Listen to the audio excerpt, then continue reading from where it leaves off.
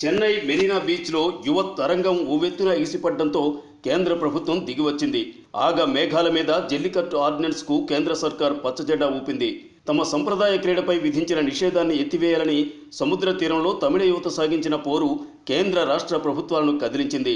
జల్లికట్టుపై కట్టుబాట్లను తెంచేందుకు పాలకులు అంగీకరించినా విద్యార్థులు వెనక్కు తగ్గలేదు. ఆంక్షలు పూర్తిగా ఎత్తివేసేదాకా ఉద్యమం ఆపేది లేదంటూ మెరీనా బీచ్ వదిలేందుకు యువత విముఖత వ్యక్తం చేసింది. జల్లికట్టు ఉద్యమ స్ఫూర్తితో ఆంధ్రప్రదేశ్ ప్రత్యేక హోదా పోరు ఊపందుకుంటోంది. విశాఖ ఆర్కే బీచ్ వేదికగా పోరాటానికి ఏపీ ప్రజలు సిద్ధమవుతున్నారు. మన రాష్ట్రం మన హోదా అంటూ మహోద్యమానికి శ్రీకారం చుట్టబోతున్నారు. రాష్ట్ర ప్రభుత్వంపై ఒత్తిడి తీసుకువచ్చి కేంద్రం నుంచి ప్రత్యేక హోదా సాధించే లక్ష్యంతో ముందుకు ఉరుకుతున్నారు. ఉద్యమ కార్యాచరణలో భాగంగా రిపబ్లిక్ డే జనవరి 26వ తేదీన విశాఖపట్నం బీచ్ ఒడ్డున వేలాది మంది ప్రజలతో కొవ్వొత్తుల ప్రదర్శన నిర్వహించేందుకు వైఎస్ఆర్ కాంగ్రెస్ పార్టీ పిలుపునిచ్చింది. పార్లమెంటు సాక్షిగా ఇచ్చిన ఏపీకి ప్రత్యేక హోదా హామీని నెరవేర్చాలన్న డిమాండ్తో నిర్వహిస్తున్న ఈ కార్యక్రమానికి ప్రజలంతా తరలి రావాలని కోరింది. తమిళులను ప్రేరణగా తీసుకుని ప్రత్యేక హోదా ఉద్యమాన్ని ముందుకు తీసుకుపోవాలని విజ్ఞప్తి చేసింది. దీనిపై సోషల్ మీడియాలోనూ స్వచ్ఛందంగా ప్రచారం ఊపందుకుంది.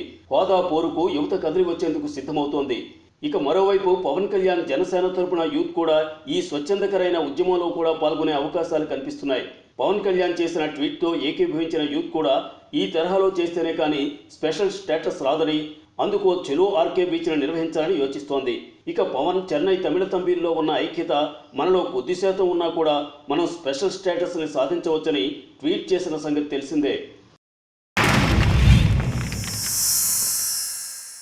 Like and subscribe Eagle Media Works.